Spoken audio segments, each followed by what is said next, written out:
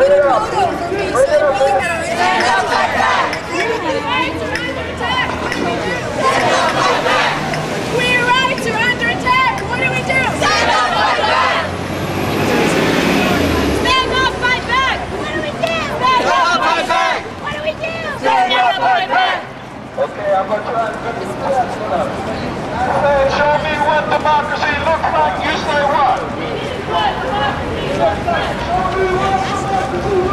This is what democracy looks like. This is what democracy looks like. I didn't see it. He took it off. He took it off.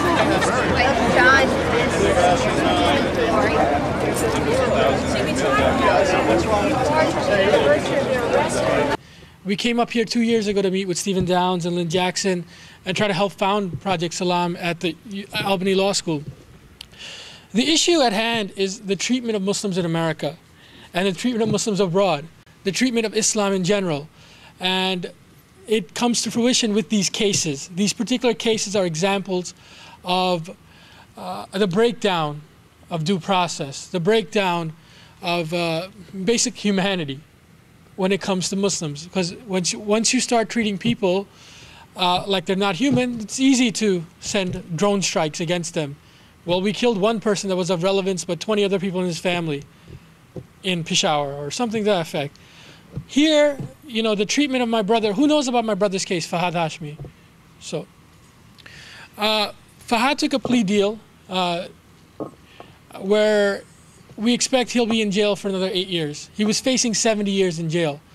On the eve of his trial, I want to talk about this. On the eve of his trial, the government agreed to a plea deal, which is rare, because of what the public pressure, the pressure that was mounted with work that we were doing with Project Salam, with Theaters Against War, by getting into the newspaper, by getting into the Nation magazine, Mother Jones, the New York Times. And what has happened in the past 9 years was the Muslim in America was dehumanized. It was they were treated, you know, as soon as a case of a Muslim happens, I think it's very important to look at the comments in the news articles. If you read comments from like the New York Times where a Muslim story comes in, 200 of these comments are just bigoted, racist, without even, you know, exploration of what happened in the case. So with Fahad's case, we were able to build a movement around a particular message. And I wanted to talk about the message in his case.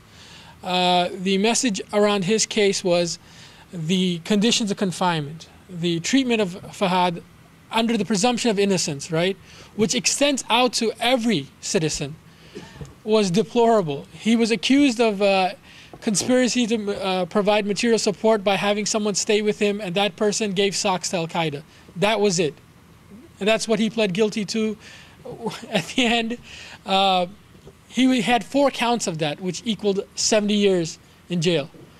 I don't know of a case that somebody's actually won a terrorism case per se, except for maybe 1 or 2. There was a guy in Pocatello, Idaho, who ran a website. He was a PhD student. He won his case. That's 1 out of like 500 cases that I'm aware of. There's not many cases where Muslims win. And it's not that they don't win, the due process that's allotted to them, that goes out the window.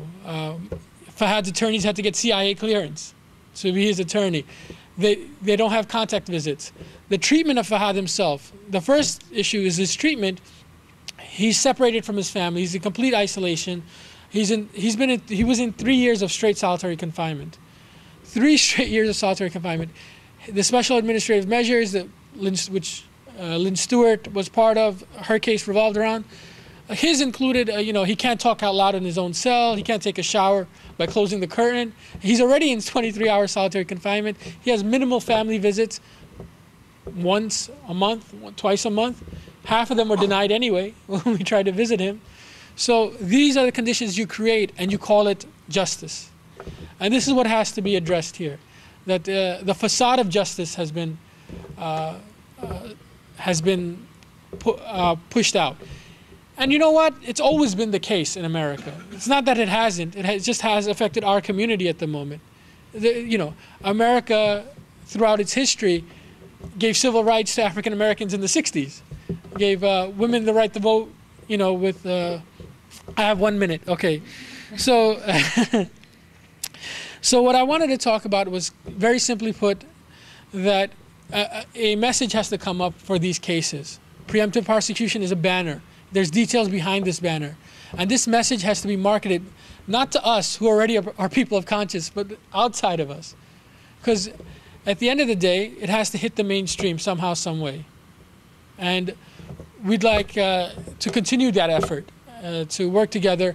And it requires a lot of work and a lot of people working towards the same goal. So I appreciate it. Thank you. Thank you very